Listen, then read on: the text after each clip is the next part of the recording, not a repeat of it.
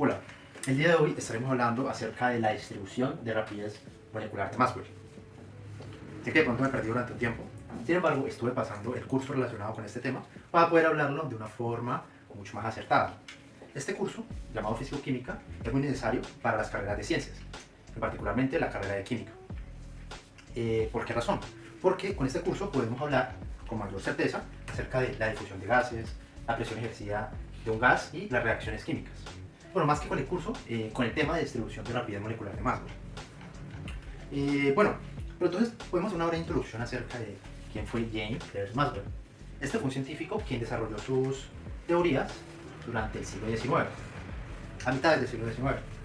Fue un pionero en la estadística física y fue uno de los científicos quien se atrevió a introducir el azar en la ciencia, dado que los científicos durante este siglo aún conservaban esa herencia determinista que fue heredada por Newton.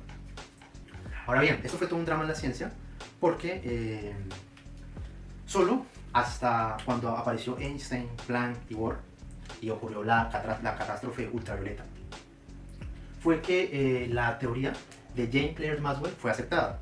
Esto debido a que la mecánica cuántica y la relatividad general introducían en sus principios la consideración de términos o una explicación estadística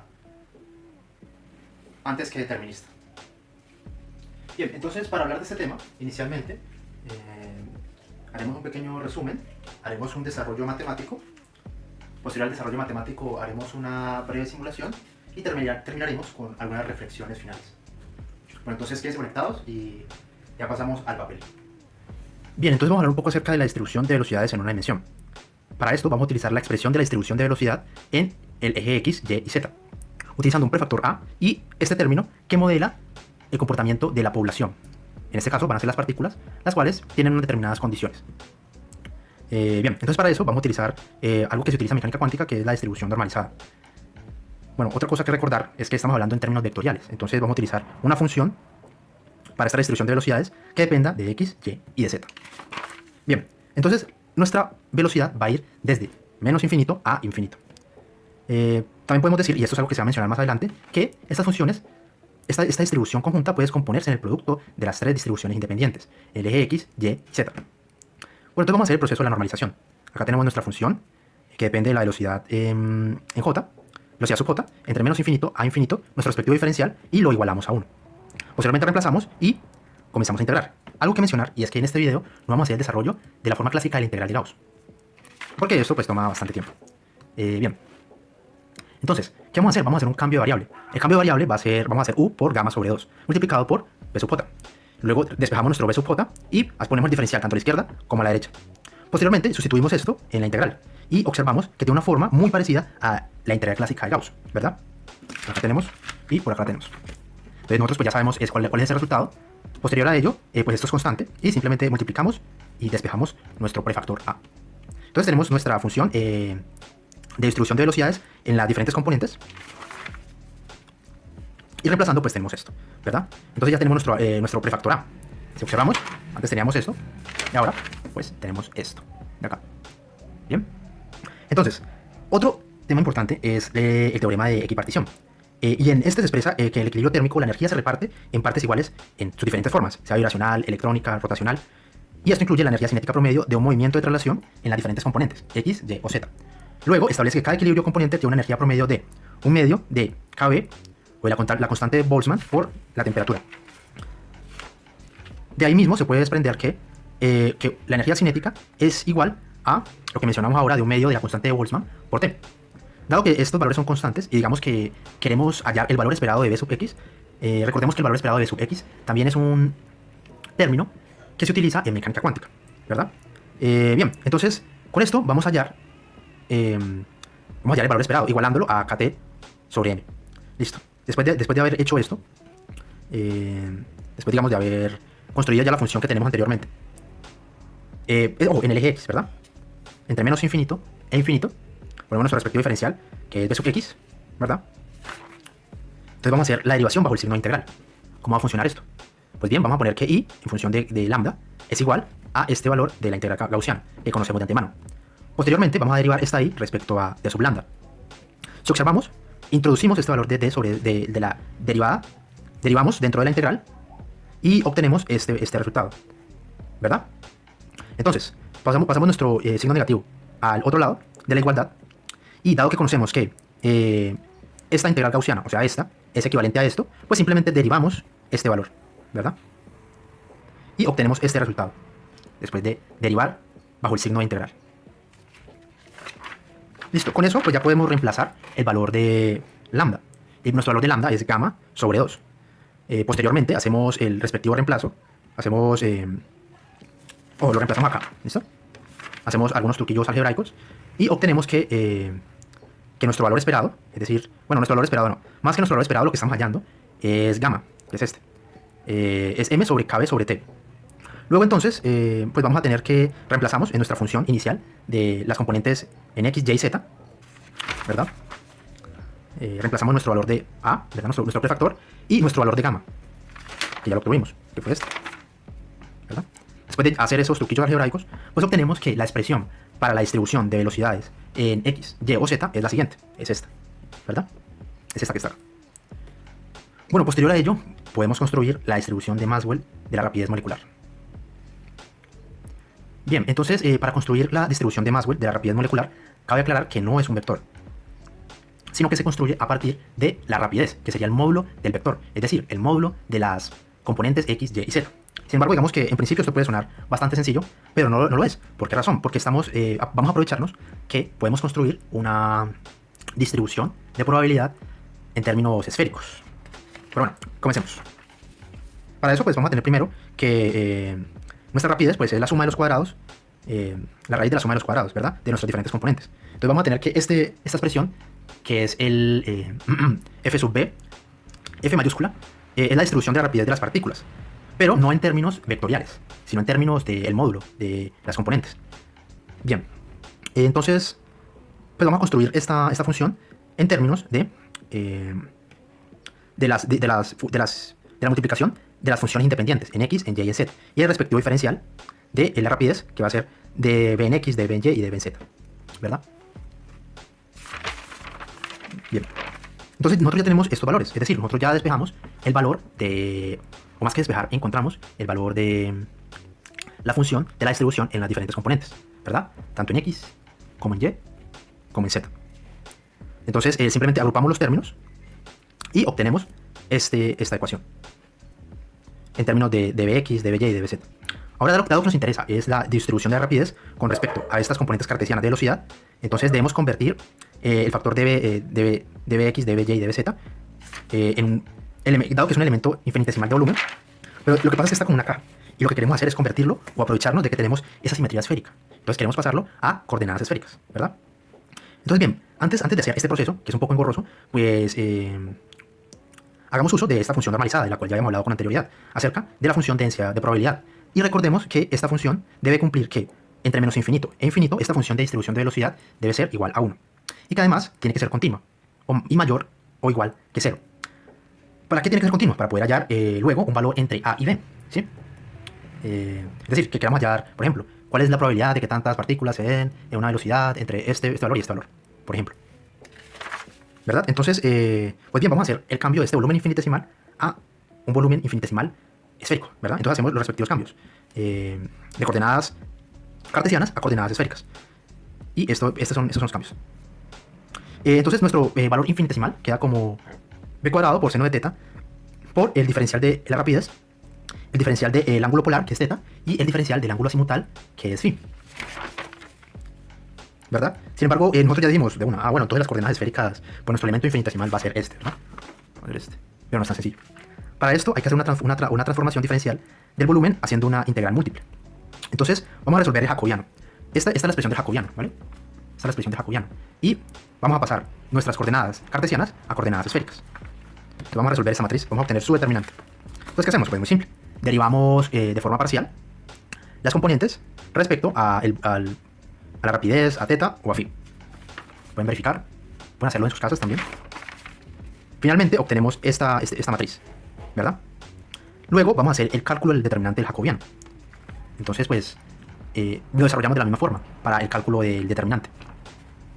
Después de hacer el cálculo del determinante para cada una de estas matrices cuadradas, pues obtenemos estas expresiones trigonométricas. Finalmente agrupamos un poco, como pueden observar, agrupamos un poco y obtenemos que el valor del determinante jacobiano es b cuadrado por seno de teta. Entonces, bueno, ahora dado que sabemos que requerimos expresar rapidez molecular a partir de las componentes cartesianas, sin embargo, la transformación de la probabilidad solo depende de este valor del módulo, hay que asegurarnos que se cumpla esa independencia de b de la función de distribución en cada una de las componentes, en x, y y en z. Y pues digamos que de forma intuitiva lo podemos decir, dado que no interfiere o no hay, digamos, no hay una relación o no hay una correlación entre la velocidad en x y la velocidad en y. Es decir, si sabemos la velocidad en x, no sabemos la velocidad en y. Entonces, pues, sabiendo eso, podemos asegurarnos de que las funciones son independientes y de que sí se va a cumplir de lo que planteamos al principio, ¿sí? Y por lo cual agrupamos los términos, hicimos todo ese desarrollo matemático. Es decir, sí se cumple nuestro desarrollo. Es decir, esta parte de acá. Bien.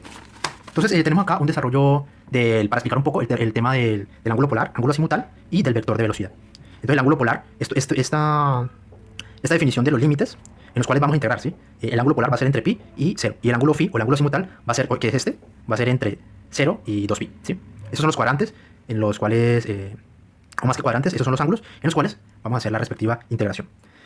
Ahora bien, dado que se espera hallar una expresión para la densidad de probabilidad diferencial, es decir, la probabilidad de que la rapidez de la partícula esté en este casquete. Es como un casquete, como una esfera, y tenemos un grosor, ¿verdad?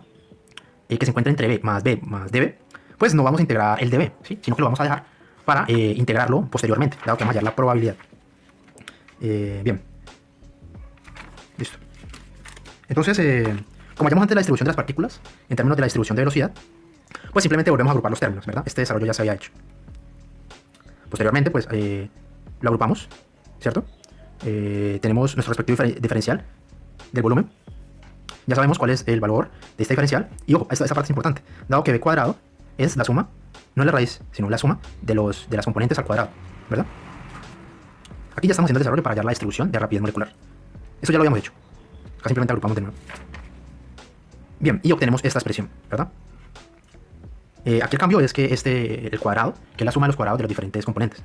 Entonces, dado que la densidad de probabilidad en el espacio de velocidades tridimensionales, queremos únicamente tenerlo en términos de la función de la rapidez, ¿verdad? Entonces, no vamos a integrar rapidez, sino que vamos a integrar θ y phi. Ya sabemos cuáles son los límites de integración. Para θ, entre 0 y pi, y para phi, entre 0 y 2pi. Integramos, para phi da 2pi, y para θ, pues da 2, ¿verdad? Entonces, posteriormente a ello, ya podemos simplemente reemplazar valores, ¿verdad? Y multiplicar este 2 por este 2pi. Y obtenemos nuestra función de densidad de probabilidad para rapidez molecular. Bien, entonces una cosa que me gustaría mencionar acá, que es como un tema importante, y es que pues tenemos esta expresión para la constante de Boltzmann. Entonces, lo que podemos hacer para despejar en términos ya sea de en términos de moles o en términos de partículas. Cuando hablamos de la constante de Boltzmann, hablamos de partículas. ¿Cuál es la probabilidad de que la partícula tenga esta velocidad? Pero cuando hablamos en términos de moles, es cuál es la fracción de las partículas, o cuál es el número de partículas, en últimas, que tienen esta velocidad. Entonces es bien importante que, digamos, se haga el ejercicio de reemplazarlo para poder hallarlo, tanto en términos de partículas como en términos de moles de partícula. Bien, hasta acá el desarrollo matemático. Posteriormente vamos a ir con nuestra simulación. Bueno, gracias. Con el tema que se mencionaba acerca de la simulación, la idea es plantear un sistema físico, el cual tiene algunas propiedades físico-químicas que se presentan acá, tales como presión, temperatura y al aumento de masa, ¿verdad? Bien, entonces lo primero que podemos comenzar a trabajar es el tema de cuáles son los cambios en la curva que obtenemos de la función de distribución de velocidad en la medida en que variamos los parámetros como la temperatura o la masa. Digamos, si tenemos una molécula o un átomo que sea menos pesado que otro, ¿verdad? Entonces, supongamos que vamos a incluir 400 partículas, ¿verdad? Entonces, fíjense que obtenemos digamos, como unas determinadas velocidades en el eje X, que está acá, y un número de partículas. Si observamos, hemos seleccionado que entre las partículas hay colisiones. Las colisiones entre las partículas viene dado, o digamos que un factor que influye en las colisiones entre las partículas es la temperatura y la densidad de las partículas. La densidad de las partículas a su vez viene definida por la cantidad de moles y el volumen en donde se encuentran contenidas las partículas. Sin embargo, no es tema de este video. Simplemente se menciona la necesidad de agregar las colisiones. Entonces, si agregamos colisiones, pues observamos determinados cambios en el número de partículas que tienen esa velocidad, ¿verdad? Si quitamos las colisiones, entonces vamos a observar que ya no hay variación en el número de partículas con esa velocidad. Ok, entonces pongámoslo con colisiones para hacerlo más realista. Recordemos que, a pesar de que esto no es tema del video, las partículas, dado que tienen un volumen definido, están chocando contra, el volumen viene dado por el radio, que están considerando como si fueran esferas, y están golpeando contra la pared del recipiente donde se encuentran contenidas. Entonces, al tener un mayor número de golpes en un determinado tiempo, pues habrá mayor presión. Bien, entonces tenemos esta curva definida, ¿verdad? A 300 Kelvin. ¿Qué vamos a hacer? Vamos a cambiar la temperatura. Entonces, aumentemos la temperatura hasta que observemos un cambio en la distribución de las partículas. Si observamos a medida que vamos aumentando la temperatura, disculpas. Si observamos a medida que aumentamos la temperatura, pues la curva se va aplanando. Esto implica que hay un mayor rango de velocidades en las cuales las partículas se van a encontrar. Digamos que se reduce el número de partículas en donde es más probable encontrarla. ¿Cómo así? Digamos, volvamos a disminuir la temperatura. Si observamos, cuando comenzamos a disminuir la temperatura, como que hay una velocidad media, una velocidad más probable, eso se puede tratar en otro video, pero hay una velocidad en donde hay un mayor número de partículas, ¿sí? Una velocidad donde hay un mayor número de partículas. Pero a medida que aumentamos la temperatura, entonces aumenta el espectro de velocidades en que se pueden encontrar las partículas. Recordemos que se trata en términos de probabilidad, la probabilidad de que las partículas se encuentren a esta velocidad. En el caso de que estuvimos trabajando con Kb, es decir, con la constante de Boltzmann. En el caso de que estemos trabajando con la masa molecular, nos encontraremos pues que es una fracción de una mol, ¿verdad? Pues que ya sabemos el número de mol, el número de mol es 6.023 por 10 a la 23, moléculas, átomos y demás, ¿verdad? Bien, entonces ya trabajamos con el tema de variar la temperatura. Ahora, observemos qué sucede si variamos la masa. Cabe resaltar lo siguiente. Este tema de la temperatura está en la ecuación que obtuvimos para nuestra distribución de función de probabilidad, tanto en nuestro preexponente como en nuestro factor que determina la población. Entonces, es un efecto combinado, ¿sí? Y hay que tener en cuenta ambos efectos para determinar qué sucederá con la curva. Por el momento podemos observar esta tendencia. Entonces vamos a determinar qué sucede con el aumento, la disminución de la masa.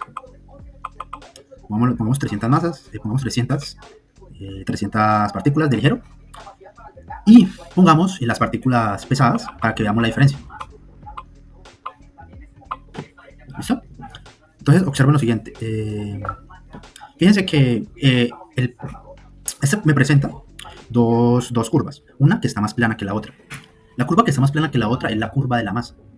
Si observamos, recordemos que la masa también está en la función de distribución de probabilidad que encontramos. Entonces es un efecto combinado, tanto el prefactor como de nuestra población. Tenemos que recordar que a pesar de que no hemos tratado este tema en particular dentro del video, esto se enmarca en la teoría de colisiones, ¿verdad? Listo, entonces observamos que a medida que disminuimos la masa, entonces hay un aumento en el espectro de velocidades, las cuales pueden presentar las partículas en nuestro sistema físico. Entonces vamos a las preguntas. Una de las preguntas que cabe hacerse es sobre las inferencias sobre la distribución de Maxwell de la rapidez molecular.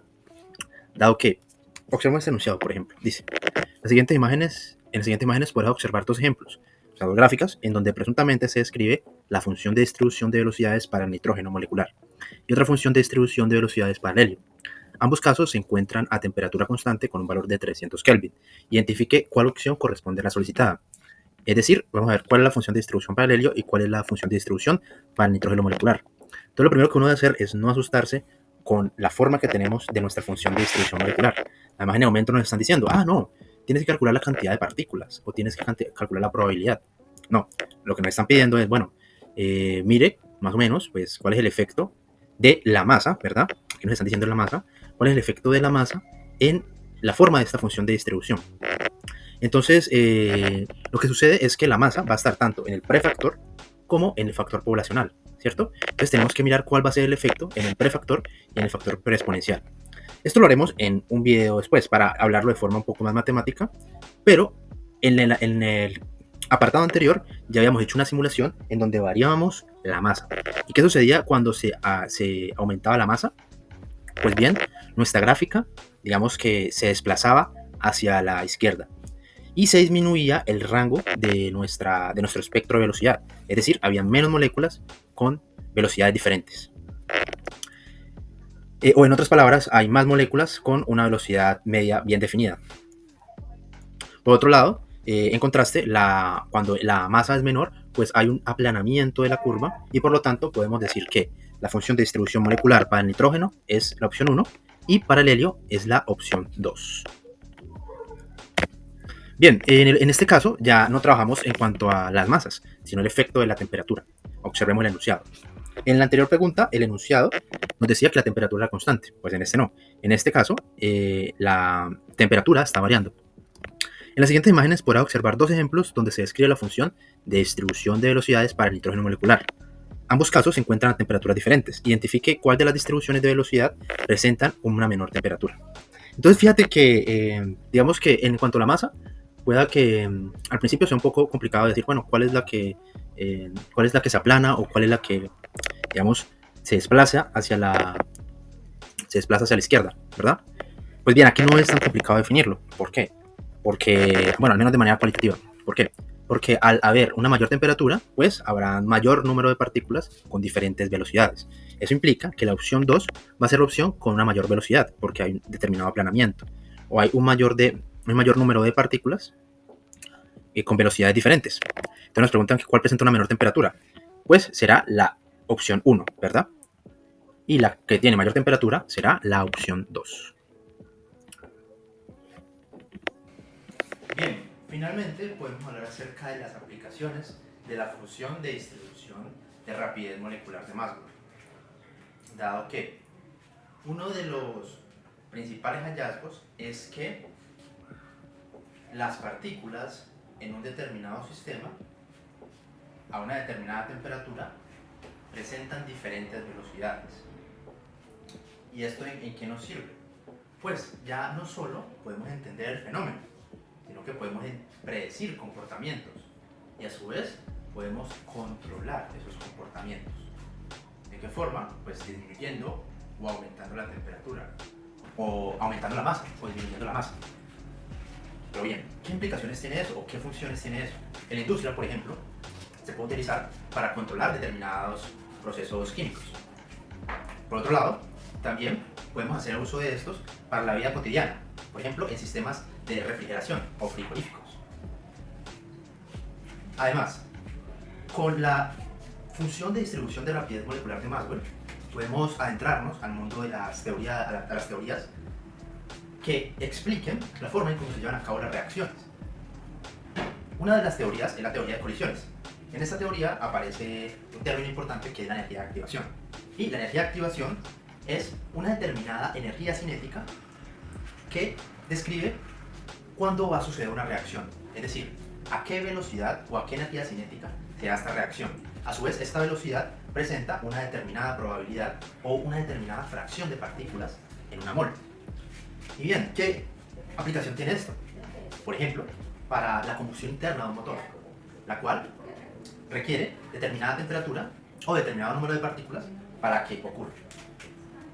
Ahora bien, en el campo de las ciencias ambientales también podemos hacer uso de la función de distribución de rapidez molecular, dado que si entendemos la forma en cómo las moléculas transportan el calor a la atmósfera, entonces podemos entender qué efectos tiene el efecto invernadero en la atmósfera. Y muchas gracias por su atención, espero les haya gustado el video y si quieren seguir viendo más videos como este, suscríbanse a mis redes y algunos detalles del video quedarán también en la parte de la descripción. Gracias.